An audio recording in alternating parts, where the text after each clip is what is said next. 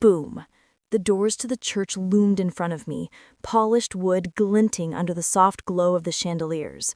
I am Savannah Clarke, and today I was walking alone, but not because I was abandoned. I was walking alone because I chose this moment on my terms, in a dress that hugged every scar, every lesson, every battle I'd survived. My parents sat in the front row, smirking as if my solitary march was a joke. They thought I was vulnerable. They thought I'd crumble under humiliation. But they didn't know the truth, the secret I had been holding, the final act that would flip their smirks into shock. I inhaled deeply, the echo of my heels on the marble floor sounding like drum beats of victory. And in that heartbeat, the first micro-cliffhanger hit. They didn't yet realize who was truly in control of this moment. I could see them whispering, heads tilted, eyes darting between me and the empty aisle beside me. My mother's perfect pearls reflected her arrogance. My father's grin was smug, as if he had orchestrated some cruel joke. But this wasn't about revenge for them. Not entirely. It was about reclaiming every instance they had ever doubted me, every time their laughter had cut into my confidence, every cold glance I had endured growing up. My heels clicked louder, deliberately, a rhythm that punctuated each second they underestimated me. My hands didn't tremble, my breath didn't falter. I was calm, focused, and the tension in the room thickened with every inch I walked closer to the altar, a slow crescendo of suspense they could feel but not understand. Guests turned their heads, noticing the drama unfolding. Some smiled politely, oblivious. Others leaned in, scenting the unspoken conflict. I could hear the faint shuffle of my parents' feet, the soft hiss of her whisper, "She's walking alone?" My lips curled in a subtle, knowing smile. They were missing the point. I hadn't walked alone because of fear or rejection. I had walked alone to show them that I had mastered my own destiny. The path I had chosen, the life I had built, and the secret I carried were mine. And when the doors opened fully, their world would tilt in a way they never anticipated.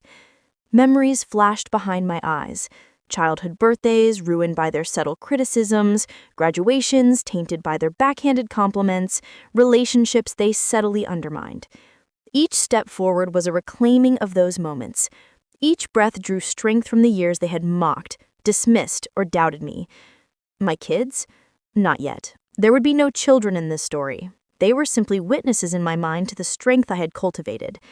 Today, the world would see Savannah Clarke not as the girl who needed validation, but as the woman who demanded acknowledgement on her own terms. And the first whispers started. Who was she walking for, and why alone? The organ played softly, the notes stretching through the space like golden threads. I raised my chin, letting the dress flow elegantly behind me. My heart raced, not from fear, but from anticipation. I wasn't just walking down an aisle. I was stepping into a stage where every glance, every murmur, every smirk would turn into shock. The micro-cliffhanger tightened. The doors at the back were still closed, hiding the person whose presence would make my parents' laughter die in their throats. One step closer, and the story of their underestimation would begin to unravel, paragraph by paragraph, footstep by footstep. Savannah Clarke is fully introduced, the tension is building, and the final twist is set up for the big reveal at the end of the aisle. I could feel my parents' eyes burning into the back of my head as I moved down the aisle. My mother's fingers fidgeted with her clutch, my father's jaw tightened like a trap closing. They thought I was walking toward embarrassment. They didn't realize I had planned this moment for years, rehearsed every breath, every step, every pause. The guests' heads swiveled, whispers rising like a wave, caught between curiosity and the anticipation of spectacle. I let the whispers swirl. They were the perfect prelude. I could almost hear the collective gasp building, waiting for the reveal that would leave everyone stunned. And then there he was, standing at the altar, not the groom they had expected, but someone who embodied everything they had tried to control out of my life. His smile was calm, confident, full of pride, not pity. Their smirks faltered. My parents' laughter, the very thing they had expected to dominate the moment, caught in their throats. I felt a pulse of triumph, the culmination of every slight, every joke, every eye roll from them over the years. My steps slowed, deliberately, letting the tension stretch across the room. Every whisper, every glance now held a subtle tremor. And the first shockwave hit. They weren't prepared for this presence, this narrative reversal, this undeniable proof that I was the architect of my own story. He extended his hand, and I took it, letting the symbolism sink in. We didn't speak words. They weren't necessary. My parents' expressions morphed, disbelief painting their faces like a canvas, confusion, shame, and the tiniest spark of fear that their assumptions had been utterly wrong. Every guest leaned forward, captivated, scenting the shift in power. I smiled faintly, savoring the suspense, letting the first ripple of the micro-cliffhangers settle in. What would they say? Could they even respond to a truth this unexpected? I could see the internal struggle already beginning behind their eyes, a battle between pride and realization. The organist shifted to a higher key, the music swelling in harmony with my heartbeat. I felt the weight of decades pressing forward in a single moment. Every insult, every laugh, every cold stare I had endured rushing together. And now the stage was mine. I could see my mother's hand tremble slightly, the perfectly manicured nails betraying a flicker of anxiety. My father straightened, attempting authority, but his voice wavered when he spoke. The room hung in suspended disbelief, every guest a witness to a meticulously crafted reveal. I glanced at my partner, and a subtle squeeze of his hand confirmed it. The moment was perfect. And yet, the ultimate revelation, the one that would make their faces shift from judgment to shock, was still hidden behind the final doors of ceremony. Guests leaned forward, murmuring in hushed tones, their curiosity igniting a current of suspense. I saw Emily, the woman who had tried to orchestrate my humiliation at family gatherings, watching from the sidelines in past imagination. Today, there was no Emily, but the memory of every obstacle, every slight, every attempt to diminish me lingered like a shadow. I took a breath, letting the silence grow, letting the suspense tighten. My parents' laughter, once sharp and cutting, had dissolved into tense murmurs. And then, a sound, soft, deliberate, echoed through the aisle, the doors opening, the reveal about to begin. As the doors creaked fully open, the light spilled across the marble, catching every eye. My parents' jaws fell in unison. I could see it, the shift from ridicule to incomprehension, from laughter to wide-eyed shock. Behind the doors wasn't a traditional groom. It was someone I had chosen, someone unexpected yet undeniable, someone whose presence immediately rewrote the narrative of this ceremony. Gasps rose from the crowd, whispers turned to murmurs of disbelief, and my parents froze as though the floor beneath them had vanished. My kids, in my imagination, would have been beaming, absorbing the lesson in confidence, courage, and the power of crafting your own story.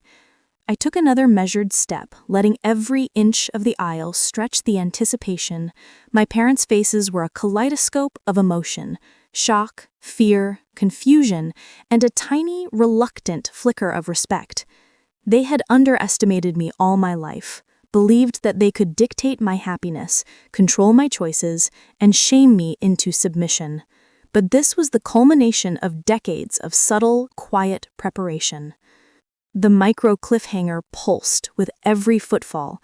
They had no idea the narrative had already been written, and they weren't in control of the ending. The congregation sat in stunned silence. Every whispered expectation, every preconceived notion of humiliation had shattered like glass under the weight of truth. I held my head high, walking with deliberate grace, letting the movement of my dress accentuate the authority I had claimed. I could feel the settled tension radiating from my parents, an invisible current wrapping around every guest. The suspense was almost tactile, the anticipation building toward the apex of revelation. I reached the altar, hand still in his, and the final micro-cliffhanger of uncertainty hovered. What would they do next, now that control had slipped entirely from their hands? I finally stopped before them, letting the moment breathe. Their faces, once proud and imperious, now revealed vulnerability. My mother's lips parted, eyes wide, searching for words that couldn't form. My father's brow furrowed, jaw tight. Every smile they had intended for judgment had vanished. I could see in their eyes the recognition that I was no longer the timid child they remembered, the girl they could dismiss with laughter. I was the woman they hadn't anticipated, the architect of this precise, perfect reveal. And the room held its collective breath, waiting for the storm to fully settle. I smiled faintly, feeling the weight of years lift with every heartbeat. I whispered, mostly to myself, but enough for those near to hear, "This is my day, my choice, my moment." My partner nodded, a quiet affirmation of everything we had built together. My parents' faces twisted through a complex series of emotions, unable to mask their astonishment. The final micro-cliffhanger hovered. Would they ever speak? Would they ever understand? Or would they simply accept the unassailable truth standing before them? Every guest, frozen in shock, mirrored the tension that had defined my path to this moment. The church felt smaller somehow, as if the walls themselves had shifted to witness the reversal of expectations. My parents' hands trembled, subtly clutching the pews as if bracing for a storm. Every whisper, every glance from the guests mirrored the astonishment radiating from the front row. I could feel the years of doubt, judgment, and belittlement fading with each step I took, each heartbeat I owned. My partner's hand in mine was steady, grounding me, affirming that this moment wasn't just symbolic. It was real, unassailable, and mine. I took a slow, deliberate breath, letting the tension stretch. My mother's eyes flickered with a mix of confusion and recognition, her perfect composure unraveling. My father's jaw clenched, holding back a question, a rebuke, anything that could reclaim dominance, but there was nothing left. The aisle had become a stage for poetic justice, a demonstration of authority, dignity, and quiet power.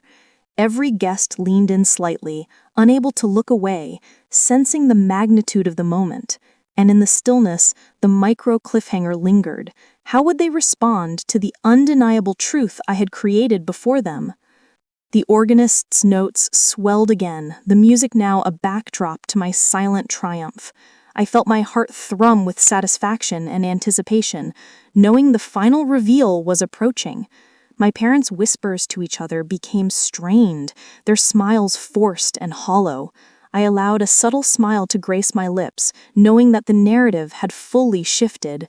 My partner, calm and unwavering, mirrored the power I exuded, reinforcing the story we had written together.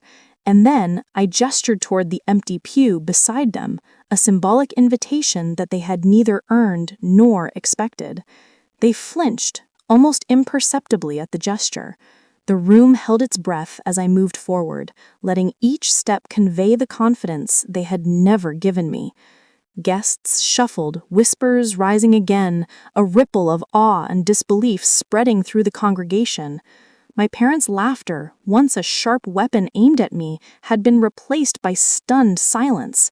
I could see the internal calculation playing out in their eyes, the realization that they had underestimated me completely, and the cost of that miscalculation was the undoing of their expectations. Finally, reaching the altar, I turned toward my parents with a calm and authoritative smile. "This is my day," I said, voice soft but resonant, and I chose to walk it on my own terms. The words settled in the space like a tangible presence. My mother's lips parted, but no retort came. My father's attempt at a frown faltered, replaced by a thin line of resignation. Every guest felt the weight of my assertion, and in that pause, the final micro-cliffhanger pulsed quietly, hinting at the unspoken acknowledgement settling in their hearts. The power dynamic had irrevocably shifted. The ceremony proceeded, but the atmosphere had changed. Guests spoke in hushed tones, some exchanging glances of admiration, others of awe. My parents sat frozen, processing the revelation that their daughter, the one they had mocked, belittled, and laughed at, had orchestrated the perfect display of independence and authority. Every detail, every step, every choice I had made had led to this moment. The micro-cliffhanger remained. How would they live with this truth moving forward? Vows were exchanged, words spoken that sealed our commitment, and yet every eye in the room lingered on my parents' reactions. They weren't silent out of politeness. They were stunned, absorbing that the girl they had underestimated for decades had rewritten the narrative entirely. My partner's hand tightened around mine, a subtle signal of shared triumph. My steps, deliberate and confident, resonated in the minds of every guest. The energy shifted, moving from shock to quiet reverence for the statement I had made without raising my voice. As the rings were slid onto fingers, I felt an almost cinematic weight settle over the congregation. My parents' whispers turned into stunned glances, and their laughter, once cutting, had vanished completely. Every micro-expression, every hesitation, every blink betrayed recognition. They hadn't anticipated this version of Savannah Clarke, the woman who could command a room, rewrite expectations, and claim authority without aggression. My partner's smile confirmed it. The plan had worked flawlessly, and the subtle cliffhanger remained, suspended in the air. What lessons would linger with them for a lifetime? The officiant's voice carried, blending ritual with resonance, as if narrating the story they had all witnessed but not fully understood. Guests leaned in, aware that they were part of something unique, something larger than a wedding. The tension had evolved into admiration, the micro-cliffhangers settling into a rhythm of awe. My parents were quiet now, their composure stripped away, replaced by recognition, regret, and a reluctant respect they could not yet vocalize. I glanced at the crowd, noticing subtle reactions, the tilt of heads, the widening of eyes, and the almost imperceptible nods of acknowledgement. The story of underestimation had transformed into one of empowerment, strategy, and self-possession. My partner squeezed my hand, and I returned the gesture with equal confidence. Every detail, the dress, the steps, the pause, the gaze, was intentional. A perfect orchestration of narrative, suspense, and emotional weight. And yet, the final twist, the lasting impact, was still unfolding quietly in the minds of those who had laughed first. The doors opened after the ceremony, and sunlight streamed in, illuminating faces frozen in disbelief. My parents' mouths opened, closed, and hovered somewhere between apology and incredulity. The guests watched, captivated by the subtle shift in power, unable to look away. I allowed the moment to linger, letting the full weight of my journey, choices, and preparation settle into every corner of the room. Each heartbeat carried significance, each glance held meaning, each breath was a testament to patience, strength, and resolve. Walking toward the exit, hand in hand with my partner, I felt the satisfaction of a perfectly executed reveal. My parents trailed behind, silent, subdued, and undeniably transformed. Their laughter, once a weapon, had been neutralized. Every guest knew they had witnessed not just a wedding, but a statement of authority, dignity, and independence. I eyed met with theirs briefly, a quiet acknowledgement that the story had been told, the lesson delivered, and the impact permanent. Outside, the sun dipped low, casting golden light across the grounds. Guests began to murmur, some applauding quietly, others exchanging odd looks. My parents lingered, caught between pride and disbelief, unsure of how to process the realization that their daughter had walked alone to claim her moment, not in spite of them, but on her own terms. I smiled softly, knowing that control had shifted, that recognition had been earned, and that this day would linger in their memories for a lifetime. The reception began, but the undercurrent of astonishment remained. Every toast, Every conversation, every clink of a glass carried a subtle weight of respect, a recognition of what had transpired. My parents attempted smiles, but the truth had settled too deeply to be masked by polite gestures. My children, in my imagination, witnessing from the future, would remember this lesson. Strength is measured not by rebellion alone, but by grace, patience, and strategy. And as I watched the scene unfold, I felt the quiet thrill of victory settling in my chest. Finally, the night quieted, and I took a moment to breathe, hand resting lightly on my partner. The doors closed, the last echoes of surprise fading into memory. My parents' faces had changed forever, from ridicule to stunned acknowledgement. And in that quiet, I whispered to myself, this day was ours, not theirs, and we had written it perfectly. We walked alone, yet we were never powerless. And in their stunned silence, I realized that some victories need no applause. They speak for themselves.